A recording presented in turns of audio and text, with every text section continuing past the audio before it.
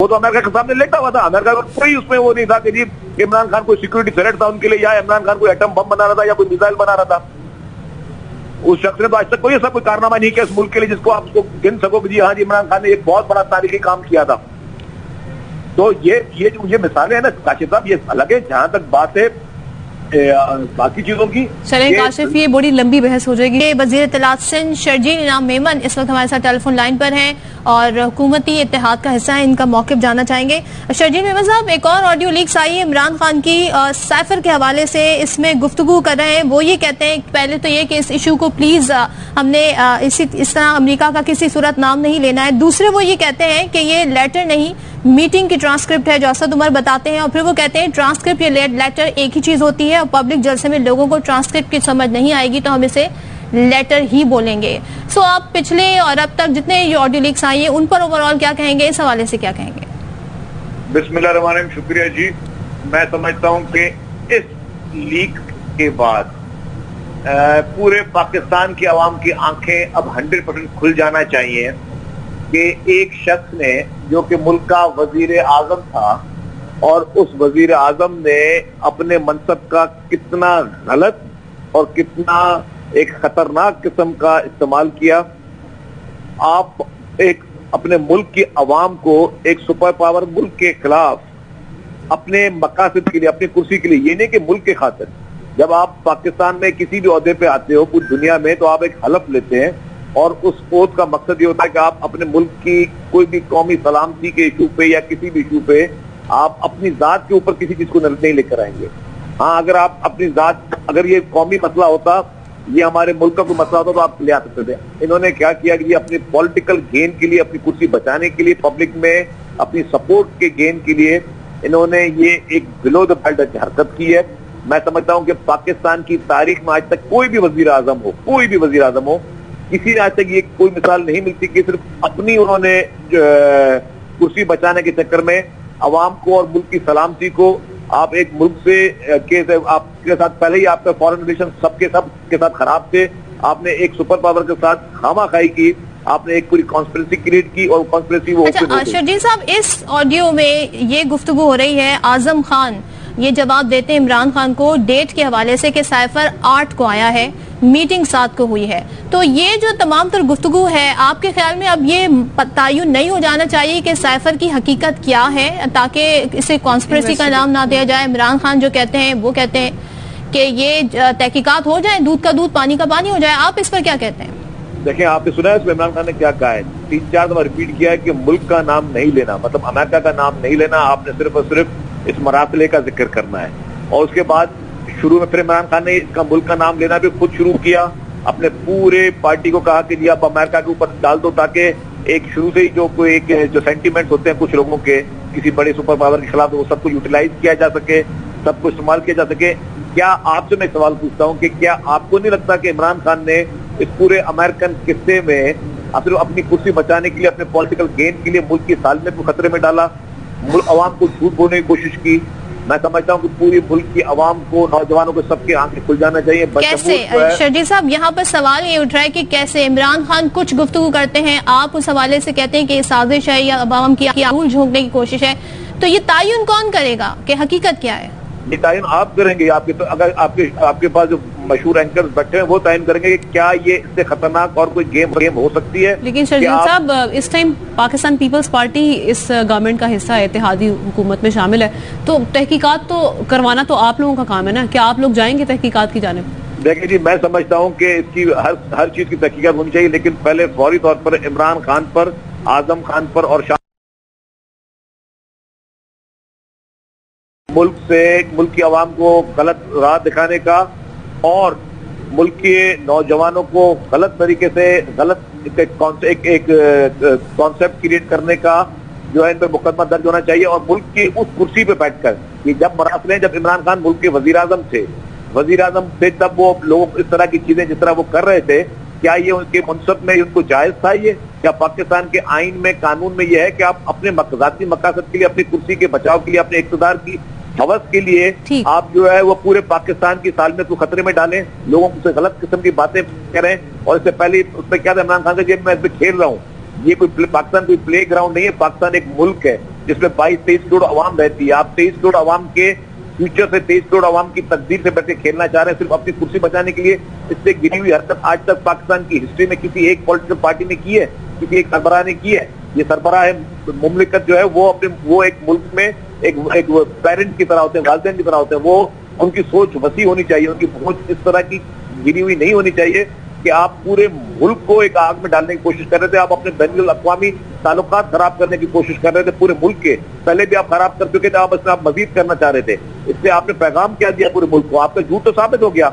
इमरान खान का झूठ साबित होने के बाद मैं समझता हूं कि इस वक्त पूरे पाकिस्तान की आवाम को सामने ये शख्स बहुत बुरी तरीके से एक्सपोज हो चुका है। अब यूथ, नौजवान और मैं बशमूल कहूंगा कि बाकी जितने भी टीवी चैनल जो भी आउटराइटली इमरान खान को सपोर्ट कर रहे थे, उनकी भी आंखें खुल जानी चाहिए। शर्जील मेमन साहब, काशिफ अब्बासी साहब हमारे साथ मौजूद हैं, वो आपसे सवाल करना चाह रहे हैं। जी काशिफ साहब। जी शर्जील मेमन साहब, अस्सलाम वालेकुम। यहाँ की बात चले, ये बात तो अब जाहिर है पाकिस्तान की पॉलिटिक्स एक स्पिन देने की, हर चीज के ऊपर एक स्पिन होती है और सारे अपनी अपनी मर्जी की स्पिन देते हैं। इमरान खान साहब ने कहा मुझे साजिश करके हटाया जा रहा है। आप कहते हैं कि जनाब ये मुल्क की सालमियत, हर कोई अपनी मर्जी अपने मुखालिफ के लिए, जो भी उसका सियासी मुखालिफ है, उसकी कोशिश होती है कि इसके खिलाफ मैं किसी तरह इसको इस्तेमाल करूं। उन्होंने आपको कतार डिक्लेयर कर दिया कि आप अमेरिका की साजिश में मुलव्वस। मसला ये कि एक साइफर आया, एक साइफर की एक सर्टेन लैंग्वेज है और वो लैंग्वेज किसी भी मुल्क के लिए ऑब्जेक्शनेबल होनी चाहिए। अगर आपकी भी हुकूमत हो और उसमें अमरीकी ओहदेदार को ये कहे कि इनके खिलाफ ये अगर हुकूमत में रहे तो आपके लिए नताइज संगीन होंगे, जो कि साइफर के बारे में कहा जा रहा है इमरान खान का जिक्र ये लिखा हुआ। और अगर वो नाकाम हो गए और आप उसको ना हटा सके तो आपके लिए संगीन नताइज होंगे। दो रास्ते हैं ना इस काम में। पसंद तो ये बात आपको भी नहीं आएगी, मुझे यकीन है कि आपकी पार्टी भी इसके ऊपर ये कहेगी कि हमारे खिलाफ साजिश हो रही है, हमें इस इक़्तिदार से निकालने की साजिश हो रही है। रास्ता एक ही है, या तो आप कहें कि ये जो अल्फाज इस्तेमाल हुए हैं साइफर में लिखे ये है ही नहीं, ये साइफर जाली है, ये साइफर कंकॉक्टेड है, मतलब तराशा गया है, क्रिएट किया गया है। इसका रास्ता तो एक ही है कि पहले दिन जब उसने कहा था कि इसकी इमरान खान ने कहा कि इसकी इंक्वायरी करें या इसके ऊपर एक कमीशन बनाए, बना दें कमीशन। उसके अंदर कहें कि ये अल्फाज जो हैं वो है नहीं, या उसका मतलब ये नहीं है कि अमेरिकन वाकई ये कह रहे हैं कि अगर इमरान खान हुकूमत में रहा तो हम पाकिस्तान के लिए इसके संगीन नताइज होंगे। ये अब दो नैरेटिव की बात आ गई है। उस नैरेटिव को के ऊपर ना आपका नैरेटिव ठीक मुमकिन है 100% ठीक हो, ना उनका मुमकिन है 100%। क्या उसका एक ही रास्ता नहीं है कि एक लार्जेस्ट कमीशन बनाए और वो कमीशन फैसला करे कि कुछ साजिश हुई है या नहीं हुई है, या ये साइफर जाली है, असली है, इसमें जो इमरान खान साहब अल्फाज या जुमले कह रहे हैं वो जुमले अमेरिकन ने बोले ही नहीं। काशिफ साहब, अब मैं सुन ले, मैं आपकी दो बातें मैं थोड़ा तफसील से कहता हूँ। जी, साइफर ये असली है या नकली है, इसकी बाकायदा इंक्वायरी होनी चाहिए, उसमें कोई दो राय नहीं है।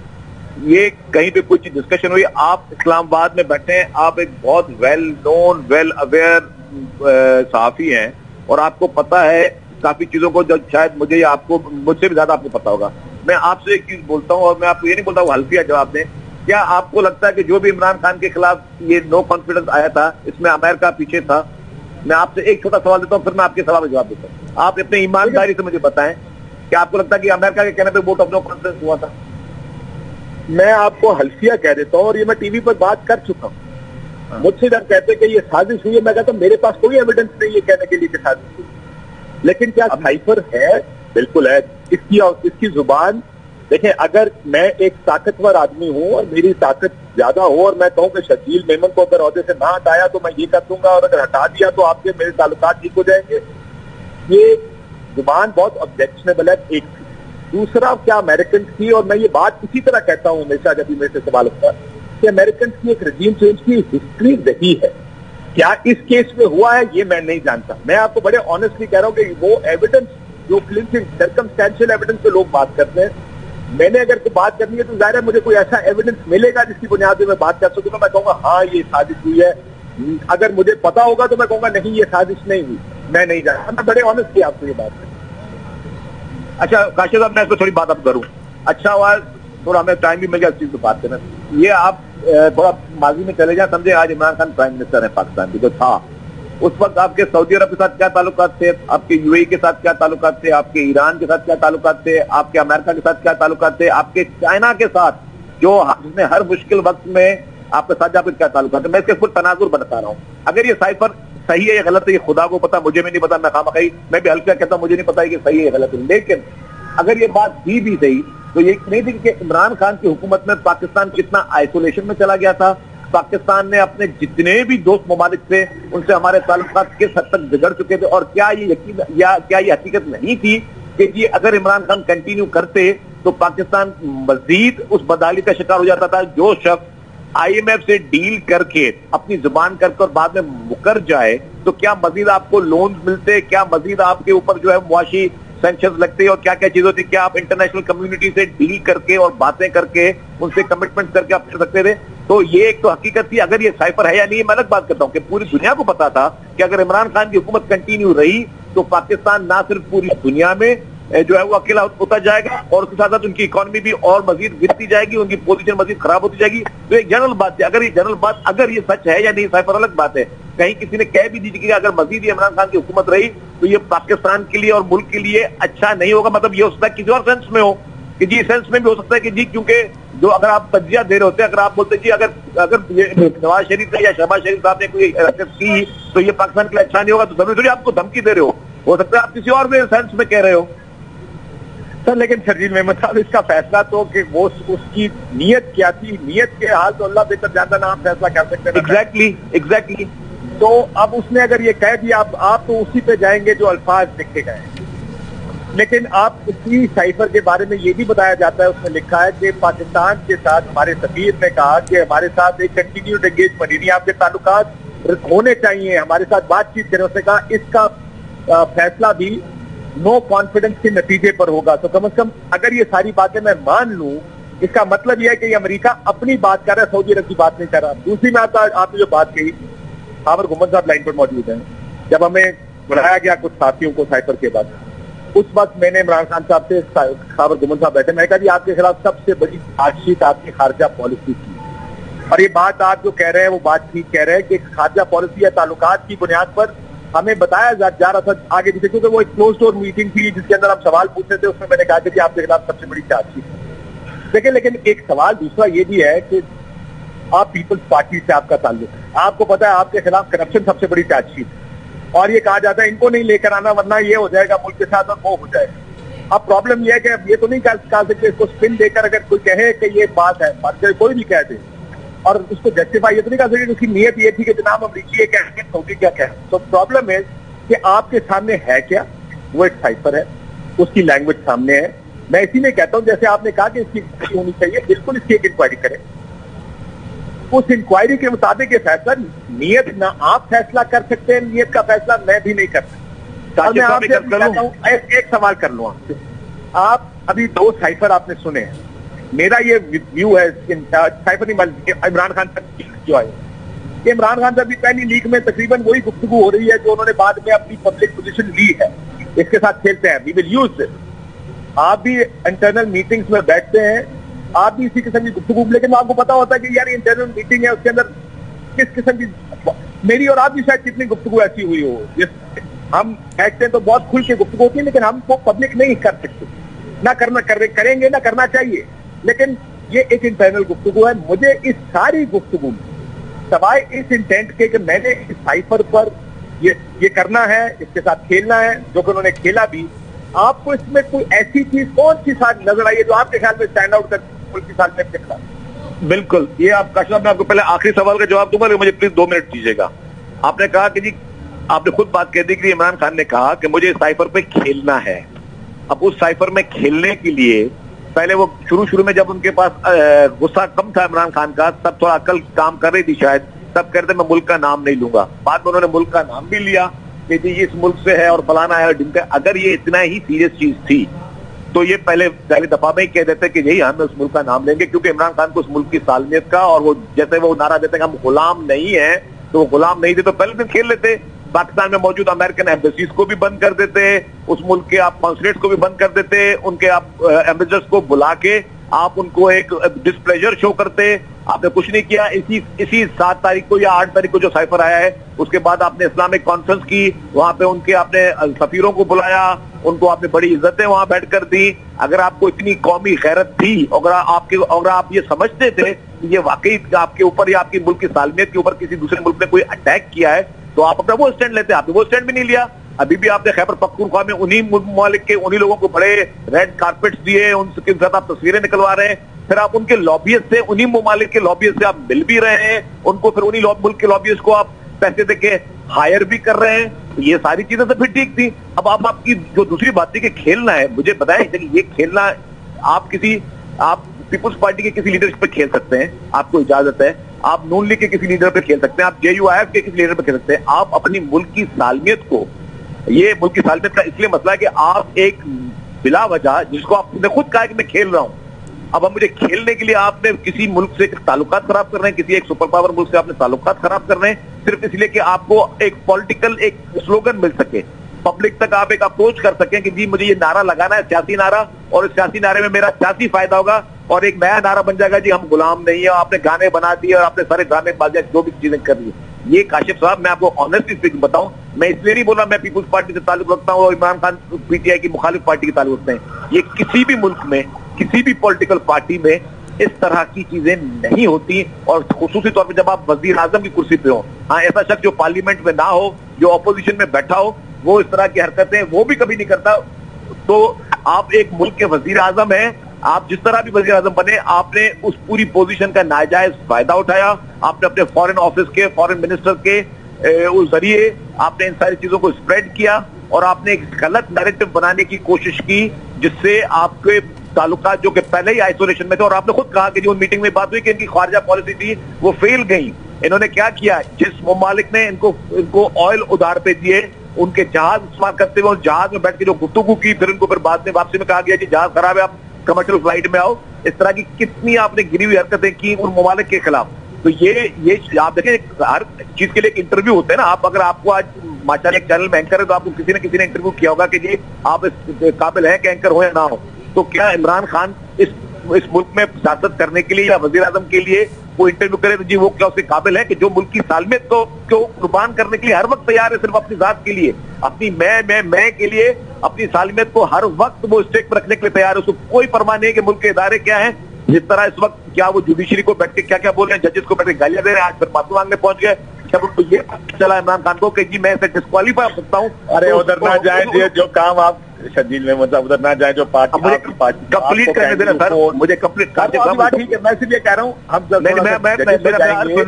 काशिफ साहब मेरा देखिए, आपका चैनल पे मैं गेस्ट बैठा हूँ, तो मुझे हक है मैं अपनी बात कंप्लीट कर सकूँ। आप बिल्कुल पूरी बोल रहे हैं, मैंने कोई तरह से बोल। सर मेरी रिक्वेस्ट है कि आपने आज जब आपको ये पता चला कि एक सेशन जज साहिबा को, जिसको आपने कुछ गलत बोला, उसकी वजह से आपकी नौकरी तेल हो सकती थी, आपकी सियासत खत्म हो सकती थी, उस वजह से आज आप जो है वो माफी मांगने के लिए पहुंच गए। लेकिन उसी वक्त में आप इलेक्शन कमिश्नर के, चीफ इलेक्शन कमिश्नर को किस अल्फाजों से आप याद कर रहे हैं स्टेज पे खड़े होकर, जिनको आपने खुद लगाया। आपने इस मुल्क के हर इदारे को, आपने स्टेज पे लगाया, उनके सरबराहों को आपने पूरी दुनिया में आप गलत तरीके से उनको एक पोर्ट्रे कर रहे हो। तो क्या इस तरह का शख्स इस मुल्क में किसी इस तरह के ओहदे के काबिल हो सकता है, जिसके सामने मुल्क की सालमियत की कोई वैल्यू नहीं है, सिर्फ अपनी जात की और मैं की वैल्यू है। लेकिन एक आखिरी जो आपने बात की ना, ये मेरा ख्याल है कुछ जरा सा आप पिछले 3 साल भूल गए। आप जिस हुकूमत का हिस्सा है मरकज में, आपकी पार्टी जमा वो पार्टी जो जिनके वजीर आजम है नून और पीपल्स पार्टी, आपने अदलिया के बारे में क्या नहीं कहा। आप लोगों ने सबसे पहला एहतजाज इलेक्शन कमीशन के बाहर आप लोगों ने किया। इस एस्टैब्लिशमेंट के बारे में आप लोगों ने क्या कुछ नहीं कहा। नाम ले लेकर ये ना कहें कि इस मुल्क के इदारों के खिलाफ को ये की आती है, इस पे तो सारे आप सब एक जैसे, सब ने ये काम किया। मेरा ये बिल्कुल मतलब नहीं था कि कुछ खराबी नहीं होनी चाहिए। देखिए, सारों को एहसास होना चाहिए, ख्याल होना चाहिए इस मुल्क का भी, लेकिन मुल्कों का मैं सिर्फ ये कह रहा हूं कि हम इस वक्त बात कर रहे थे। मैं इसका जवाब जरूर दूंगा काशिफ साहब, कंप्लीट कर ले, मैं जवाब जरूर दूंगा इसका। एब्सोल्युटली। आपको शर्जील मेमन साहब, आपकी टेंट लगी थी, आपको याद है जब सिंध में आप हुकूमत में थे 2008 से 13 के दौरान, जब आप जवाब दूंगा मैं मेरी बात तो सुन ले। आपके कितने मुजरा को बुलाया गया था उस वक्त सुप्रीम कोर्ट के ऊपर जब हत्याकारी होती थी? नहीं, इस मुल्क में सब ये करते हैं। Because they keep getting away with it, क्योंकि सारे बच भी जाते हैं। मुझे जुल्फिकार अली भुट्टो साहब याद है, मैं पुराना प्याला पिपी हूँ, इधर हमारे शहर में खड़े होकर जुल्फिकार अली भुट्टो साहब ने अमेरिका के बारे में क्या कहा था, वो भी आपको याद होगा। मेरा मसला ये नहीं है, मेरा मसला ये है कि एक जब इशू उसका है, एक साइफर आया है, उसकी लैंग्वेज ऑब्जेक्शनेबल है। इन लीक्स में तो मुझे कोई ऐसी चीज नजर नहीं आई जिसकी बुनियाद पर कहा जाए कि मुल्की सालियत। एक लार्जर इशू जरूर आप कह सकते हैं कि तमाम लोग नॉमिनेशन करें कि हमारे ताल्लुकात इन ममालिक के साथ है, इन ममालिक के साथ डील करने, जिसमें सऊदी अरब सबसे सरे फहरिस्त है हमारे लिए। जो आपने जिक्र किया, मैं तो उससे आगे भी जानता हूँ, बहुत सी इस तरह की गुफ्तगू हुई है जो उन तक पहुंची है और उनको बिल्कुल पसंद नहीं है। ये बात ये सियासतदानों को सीखना भी चाहिए कि एक कॉफी शॉप में बैठकर गुफ्तगू करना और एक पोजीशन पे बैठकर गुफ्तगू करना, दोनों में बड़ा फर्क होता है। एक सुप्रीम कोर्ट के मौजूदा सुप्रीम कोर्ट के बेंच के खिलाफ आपके पीएम हाउस पे प्रेस कॉन्फ्रेंस, प्रॉब्लम यह कि सबको सीखना पड़ेगा। हमारे यहाँ पर होता यह है कि एक इशू आता है, उसी इशू को एक पार्टी स्पिन देती है अपनी मर्जी का, दूसरी पार्टी देती है अपनी मर्जी का। क्लोजर उस इशू का नहीं होता, और क्लोजर से मुराद यह है कि जिसमें लोगों को पता हो। एक ऐसा है कि आपको याद होगा, इमरान खान साहब ने 2013 में एक धांधली का एक नैरेटिव बनाया कि इलेक्शन में 2013 के धांधली, सुप्रीम कोर्ट का एक बेंच बना, उसने कहा कि इलेक्शन लार्जली फेयर थे, फैसले से आप अग्री करें या डिसएग्री करें, क्योंकि बेंच ऐसा था, फोरम ऐसा था जिसकी बात सारों को माननी थी। आप उस बात को ये कहते हुए कि जी हमारी रिजर्वेशन, लेकिन हम मानते हैं ज़्यादा फैसला आ गया, बहुत से सुप्रीम कोर्ट के फैसले ऐसे होंगे जिसके ऊपर आप मान लेंगे रिजर्वेशन की, तो कॉमन डिनोमिनेटर्स बनाए। हम यहाँ पर इस सियासत में दूसरे को जो उखाड़ने पछाड़ने की जंग में लग गए हैं कि उसको खत्म कर दें, उसके ऊपर आर्टिकल 6 लगा दें, वो गद्दार है, वो मुल्क दुश्मन है। बेनजीर भुट्टो साहिबा के ऊपर क्या क्या इल्जाम नहीं लगे, आप खुद बेहतर जानते हैं मेरे से। और सारे इल्जाम अमरीकी ताल्लुकात की बुनियाद पर लगे थे। सिक्योरिटी थ्रेट उनको कहा गया था उनके अमेरिका से ताल्लुकात की वजह से, ये आप भी बेहतर जानते हैं। तो इस मुल्क में कुछ इस तरह का एक बनाए कॉमन डिनोमिनेटर के, एक हद क्रॉस सारे ना करें, चाहे वो इकोनॉमी हो, चाहे फॉरेन रिलेशनशिप्स हो आपकी, चाहे आपके पोलिटिकल अप्रोच। अब मैं अर्ज कर लूं काशिफ साहब, जनाब। जी शर्जील साहब, आप जवाब देना चाह रहे हैं, जवाब दीजिए। हाँ जी, मैं आपने 3-4 बातें की, मैं पहली बात दे देता हूँ। आपने कहा जी पीपुल्स पार्टी के लोगों पे कंटेम्प्ट हुआ, बिल्कुल पाकिस्तान पीपुल्स पार्टी के लोगों पे कंटेम्प्ट हुआ। पहला कंटेम्प्ट मेरे खिलाफ था, लेकिन मैंने कोई गलत उसमें बात नहीं की थी, ना ही मुझे कोई खुदा ना खासा सजा हुई। मैंने किसी को हिट नहीं किया था, मैंने एक इंसाफ की बात की थी। उस वक्त इफ्तिखार चौधरी साहब जज थे। इफ्तिखार चौधरी साहब के बारे में या साकिब निसार साहब के बारे में मुझे कुछ कहने की जरूरत नहीं है, वो आपको सबको, पूरे पाकिस्तान के बच्चे के मुंह पे वही 2 नाम चल रहे हैं। दूसरी बात यह कि हमने कभी ये नहीं कहा कि किसी कोर्ट पे हम हमला करेंगे, किसी अदालत पे हमला करेंगे। इसी इफ्तिखार चौधरी साहब ने हमारे प्राइम मिनिस्टर यूसुफ गिलानी साहब को, एक इलेक्टेड प्राइम मिनिस्टर को डिस्क्वालीफाई कर दिया। हमने कोई कोर्ट पे हमला नहीं किया, हमने कोई किसी को गाली देके नहीं बुलाया। हमारे साथ कंटेम्प्ट भले हम पे जिन चीजों में लगे हो, लेकिन कभी हमने कोई गाली नहीं दी, नहीं कोई बदतमीजी की, नहीं किसी को ओए अबे करके बुलाया जिस तरह इमरान खान बुला रहे हैं। दूसरी बात, आपने जुल्फिकार अली भुट्टो साहब की शहीद की बात की, बिल्कुल शहीद जुल्फिकार अली भुट्टो साहब जो कि पाकिस्तान को एक सुपर पावर बनाना चाहते थे, उस वक्त एक मुल्क की तरफ से, मुख्तलिफ ममालिक की तरफ से प्रेशर था, अमेरिका की तरफ से भी प्रेशर था, लेकिन शहीद जुल्फिकार अली भुट्टो साहब ने एक कॉज के लिए उनके खिलाफ पूरी वेस्ट बन गया था, क्योंकि वो पूरे इस्लामी दुनिया को इकट्ठा करना चाहते थे और मुल्क को एटमी ताकत बनाना चाहते थे। इमरान खान ऐसा क्या कर रहा था जिसकी वजह से उसके खिलाफ कोई अमेरिका पीछे पड़ जाएगा? वो शख्स उससे बड़ा लेटा हुआ कोई शख्स नहीं था जो अमेरिका से ट्रिप करके आया था, तो उसने अपने इस्लामाबाद एयरपोर्ट में ऐसा इस्तकबाल कराया। उसने क्या कहा था, आज मुझे इतनी खुशी हुई जब मैं वर्ल्ड कप जीत के आया हूं, अमेरिका का ट्रिप करके आया है। याद है वो अल्फाज काशिफ साहब, आपको नहीं है याद? आपको तो वो तो अमेरिका के सामने लेटा हुआ था। अमेरिका का कोई उसमें वो नहीं था कि जी इमरान खान कोई सिक्योरिटी थ्रेट था उनके लिए, या इमरान खान कोई एटम बम बना रहा था या कोई मिसाइल बना रहा था। उस शख्स ने तो आज तक कोई ऐसा कोई कारनामा नहीं किया इस मुल्क के लिए जिसको आप उसको गिन सको कि जी हाँ जी इमरान खान ने एक बहुत बड़ा तारीखी काम किया था। तो ये मिसालें हैं ना काशिफ साहब, ये अलग है। जहां तक बात है बाकी चीजों की, चलें काशिफ, ये बड़ी लंबी बहस हो जाएगी।